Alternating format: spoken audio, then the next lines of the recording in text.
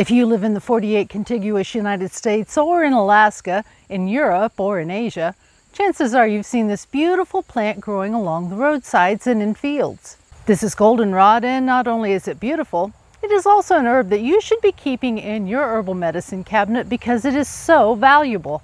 Goldenrod is considered a weed by many because it grows all across North America, and unfortunately, and inaccurately, it has been blamed for hay fever in the fall.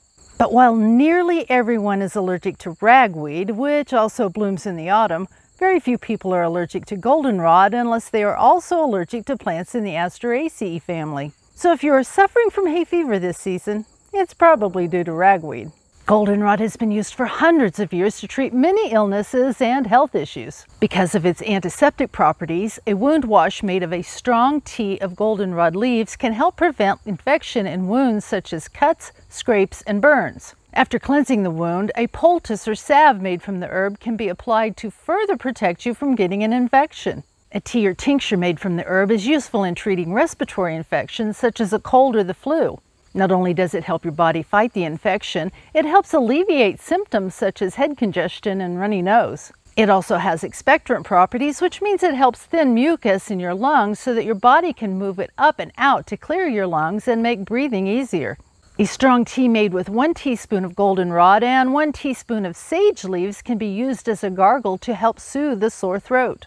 Goldenrod has been shown to have antifungal properties. This makes it effective in helping to fight candida infections of the mouth. Use a strong tea and swish and swallow or spit it out. When drunk as a tea or taken as a tincture, goldenrod can stimulate the GI tract, which can decrease bloating and gas and relieve diarrhea. It has styptic properties that can help reduce or stop bleeding both externally and internally.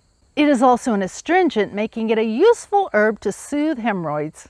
Would you like a list of herbs that can be used for specific issues so you can plan your medicinal herb garden? I will leave a link in the description below so you can get one.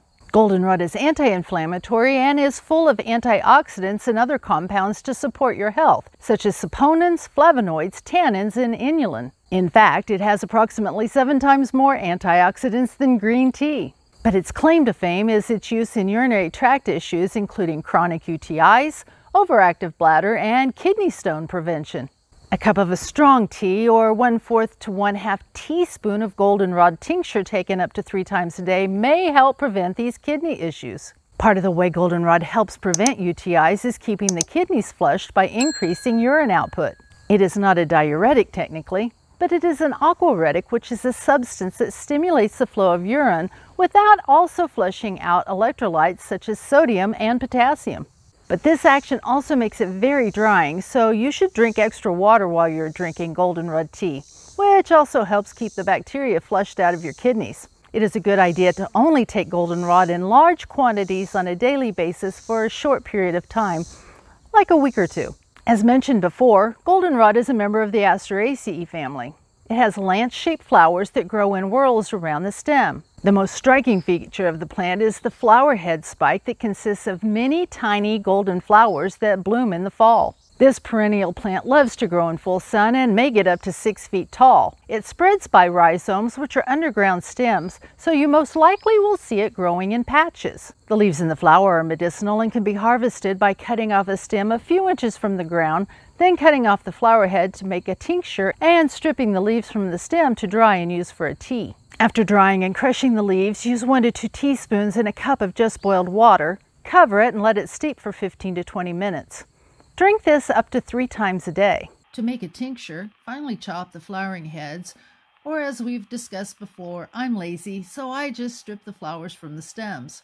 These flowers are very small and do not need to be further chopped. Weigh out the amount of flowers you have. I have 40 grams, and place the flowers into a glass jar that has a lid that can be tightly closed. Use at least 80 proof or higher of vodka or other grain alcohol for a fresh tincture. You will need twice the amount in milliliters of how much herb you have in grams. Since I have 40 grams of flowers, I need 80 milliliter of vodka. Cover with alcohol and tamp down the herb if needed to make sure it is covered by the alcohol. Put this in a cool, dark place and shake it daily for about a week. Then let it sit for another 3 to 5 weeks so the alcohol can extract the medicine. Make sure that the herb is always completely covered with alcohol. Add just a bit more if necessary. After 6 weeks, strain well and put the liquid in a light, resistant bottle and label your tincture. Because there is very little information on its safety during pregnancy or when you're nursing, you'll want to avoid goldenrod during these times. Also, if you have high blood pressure or kidney failure, use goldenrod only with the supervision of a healthcare provider that understands how herbs and medications interact. So now that you know it's not goldenrod that is causing your hay fever, would you like to learn how to use herbs to alleviate those allergy symptoms? If so, watch this now. Thank you for joining me today to learn about the beautiful and useful plant goldenrod. Stay healthy, go harvest that goldenrod before it's all gone, and have a blessed week.